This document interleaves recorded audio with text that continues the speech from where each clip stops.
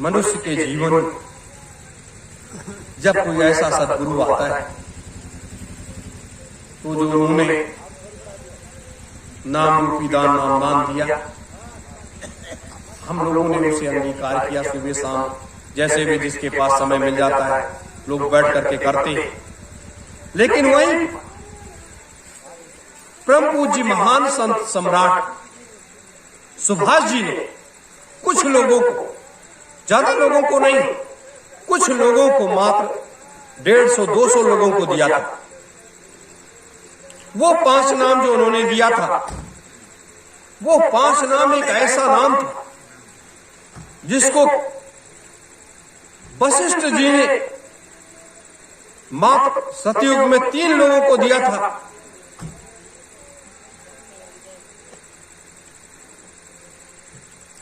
और त्रेता में सिर्फ राम और लक्ष्मण और भरत को दिया था, शत्रुघ्न को, उन चारों भाइयों को दिया था, शेष किसी को नहीं दिया। द्वापर में दुर्वासा मुनि ने कृष्ण को वही नाम दान दिया था, क्योंकि वो नाम एक ऐसा नाम है जिसके सहारे आप सीढ़ियां चढ़ते चले जाओगे। और विश्वामित्र जी तो स्वर्ग में सीढ़ियां नहीं लगा पाए, लेकिन आप स्वर्ग में सीढ़ी जरूर लगा दोगे। विश्वामित्र जी ने एक नाम दिया, वो ज्ञान का एक भंडार भरा। उन्होंने गायत्री मंत्र को, उसकी आराधना करके, शक्ति को करके, और इस मृतलोक के प्राणियों को दिया गायत्री मंत्र।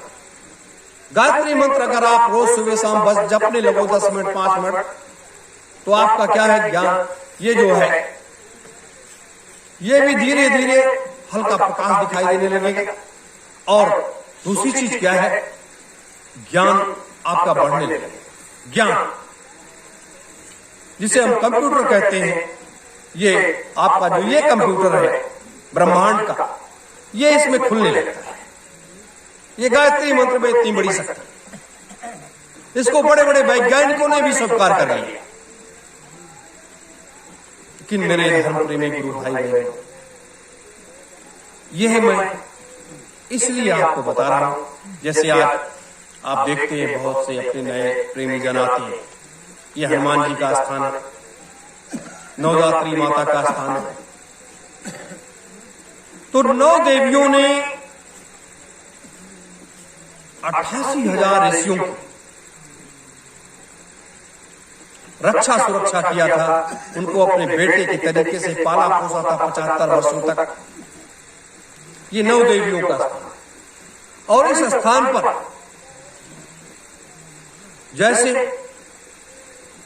भगवान श्री राम के पहरेदार कभी हनुमान जी बने थे, वैसे इस आश्रम की पहरेदारी, इस आश्रम की पूरी सुरक्षा पवन सुत हनुमान जी महाराज को मिली हुई है कि आप इस आश्रम की देखरेख करोगे। ये उनकी सुरक्षा के घेरे में रहता है यह आश्रम। तो इन शक्तियों की आवश्यकता है। जैसे महाभारत के युद्ध में हनुमान जी कितना बड़ा भार लेकर के उस ध्वज के ऊपर बैठे हुए थे, नहीं तो बड़े बड़े वीर योद्धाओं के सामने पूरे ब्रह्मांड की शक्ति को लिए स्वयं भगवान कृष्ण बैठे थे। लेकिन उन वीर योद्धाओं के सामने ब्रह्मचर्य का वो ताकत, वो तेज भीष्म पितामह के सामने 10 मिनट रुकना कठिन था। भगवान कृष्ण को भी रुकना कठिन था। तो एक ब्रह्मचारी एक दूसरे ब्रह्मचारी को लगा दिया, तो दोनों ब्रह्मचारी का टकराव, ब्रह्मचारियों का टकराव होता था। तो ये व्यवस्था थी, ये व्यवस्था थी। तो हमारे हनुमान जी महाराज इस स्थान के रक्षक और इस कार्य के वो व्यवस्थापक है। तो जब वो इस कार्य के व्यवस्थापक है, तो हमें चिंता तो है, चिंता है कि इतना बड़ा कार्य, इतनी बड़ी व्यवस्था, इतना बड़ा युग परिवर्तन का खेल और अरबों खरबों की अरबों खरबों जीवात्माओं का जाना, ये दृश्य कभी कभी जब आप साधना करिए, अगर ध्यान की तरफ आप लगा लेंगे तो देखो अपार लाशें पड़ी हुई हैं, खून की नदियां बह रही हैं, चारों तरफ चित्कार ही चित्कार दिखाई देता है। जैसे ये गंगा जमुना बहती है वैसे ये खून की धारा बहती है। ये मतलब इस तरीके से हो गया है और इसको बचाने की चिंता किसी के पास नहीं है। इन महापुरुषों के अलावा कोई चिंता नहीं करता। आज जिस घर परिवार के लिए हम जी जान लगा रहे हैं, क्या इस घर परिवार को भी बचाता हो? है किसी के पास कोई मंत्र, है किसी के पास कोई उपाय कि आप इस घर परिवार को, अपने ही घर परिवार को बचा पाना कठिन हो जाए? किसी के पास, लेकिन एक के पास है। जैसे सतयुग में जब अहिल्या के साथ छल किया इंद्र ने और अहिल्या विलाप करने लगी, गौतम ऋषि ने जब श्राप दे दिया, वो विलाप करने लगे तो पूरा ब्रह्मांड हिल गया, तीनों लोकों में हलचल होने लगी। जितने भी मृतलोक में महात्मा बैठे हुए थे ना, सबका ध्यान भंग हो गया और सबका सिंहासन डगमगाने लगा उसके विलाप से। सारे महात्मा भाग करके आए, उपाय का रास्ता खोजने लगे। गौतम ऋषि वो अपने श्राप को वापस लेने के लिए तैयार नहीं थे। लोग भगवान ब्रह्मा जी के पास गए, ब्रह्मा जी ने कहा इसका उपाय मेरे पास नहीं है। लोग भगवान विष्णु के पास गए, उन्होंने कहा इसका कोई उपाय नहीं है मेरे पास। लोग भगवान शिव के पास गए, ब्रह्मा विष्णु सहित भगवान शिव ने भी दोनों हाथ खड़े कर दिए कि मेरे पास कोई इसका उपाय नहीं है। ऋषि के श्राप को कोई काट नहीं सकता है। फिर महात्माओं ने उन्होंने विनय किया, कहा हे प्रभु आप बताओ, अभी 1000 वर्ष सतयुग शेष है, 1000 वर्ष ये बीतेगा, फिर उसके बाद द्वापर आएगा, 3.5 लाख वर्ष द्वापर व्यतीत करेगा, फिर उसके बाद त्रेता आएगा। तब तक ये जिसका कोई अपराध नहीं है, ये देवी इसी तरीके से पड़ी रहेगी। कितने ठोकर लगेंगे, क्या क्या होगा, कितनी मुसीबतें आएंगी, कितना कष्ट होगा। और कहीं इस शक्ति ने, इस देवी ने मृतलोक के सारे प्राणियों के लिए श्राप दे दिया तो पूरा मृतलोक जल करके भस्म हो जाएगा, कोई भी नहीं बचेगा। तब भगवान शिव ने कहा मेरे पास एक उपाय है, एक उपाय। कहा क्या? कहा कि इसके लिए आपको सहयोग करना पड़ेगा। महात्माओं ने कहा बताओ। तब भगवान शिव ने वो उपाय बताया। महात्माओं से कहा कि आप अपनी सारी शक्तियों को सब लोग इकट्ठा करके सतयुग को यहीं पर रोक दो और इसे कलयुग में 1000 वर्ष, 5000 वर्ष के बाद 1000 वर्ष के लिए इसको हिस्सा दे दो। ऐसा जब महात्माओं ने किया बताए हुए हिसाब से, फिर भगवान शिव ने कहा कि ये दूसरा उपाय यह है, अब जितना खजाना आपके पास बचा है ना, वो सब का प्रयोग करो और प्रयोग करने के बाद द्वापर को रोको और त्रेता लेकर के आओ। महात्माओं ने उनके उपाय करने, जानते हो कितना दिन लगा है उपाय करने? एक दिन में नहीं हो जाता है कि ऐसे हो जाता है, 14 दिन लग गए।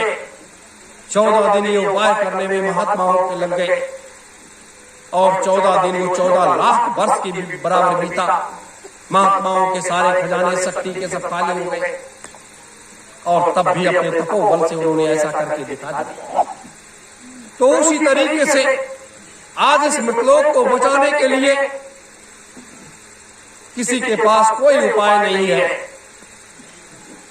चाहे कोई कितना गीता सुना ले, चाहे कोई कितना भागवत सुना ले, चाहे कोई कितना रामायण सुन ले, किसी के पास कोई उपाय नहीं, न देश के राजनेताओं के पास है, न दुनिया के राजनेताओं के पास कोई उपाय है, और न इस मतलोक में किसी कथावाचकों के पास में है या वैसे लोगों के पास। अगर ये उपाय किसी के पास है तो इन महापुरुषों के पास में है, जो सिद्धाश्रम में बैठे हुए हैं, ज्ञानगंज में बैठे हुए हैं। इनके पास वो उपाय है, और उस उपाय के द्वारा ये 20-22% लोगों को बचाया जाएगा। उसके लिए अभी से तैयारियां की जा रही हैं। आने वाले गुरु पूर्णिमा में आपको उसके बारे में विस्तार से आपको जानने को मिलेगा कि अब आपको क्या करना है अपने घरों पर, जिससे आपका घर परिवार सुरक्षित हो जाए। नहीं तो ये आगे जो खेल तमाशा होने जा रहा है, ये संसार देख करके चौका चौंध हो जाएगा कि ये हो क्या रहा है। लोग इधर से भागेंगे, लोग उधर से भागेंगे। ये सतयुग तीर्थ की पावन धरा, आप कहीं से आपको आग लग जाएगी और शीतलता करके आपको सतयुग तीर्थ की इस पावन धरा पर ही मिलेगा। ये सतयुग तीर्थ की पावन धरा, ये शक्तियों से लबरेज है। 88,000 ऋषियों की सारी शक्तियां इसके अंदर विद्यमान है। भगवान शिव की वो शक्ति विद्यमान है। निरंजन भगवान की 8.5 लाख वर्ष की साधना वो विद्यमान है। आदि गंगा माता गोमती की वो शक्ति, ब्रह्मचर्य की शक्ति उनकी विद्यमान है। तो ब्रह्मचर्य की वो शक्ति आदि गंगा माता गोमती की वो शक्ति लेकर के ये सारी शक्तियों को समाहित किए, अपनी गोद में किए हुए हैं। तो इतनी शक्तियां लेकर के सतयुग तीर्थ बैठा हुआ है। इतनी शक्तियां संसार में किसी के पास नहीं है।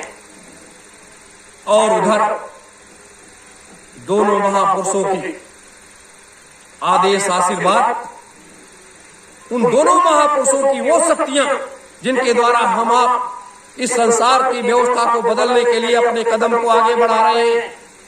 मेरे धर्म प्रेमी गुरु भाई बहनों, इस लक्ष्य पथ की तरफ हम लोग आगे बढ़ रहे हैं।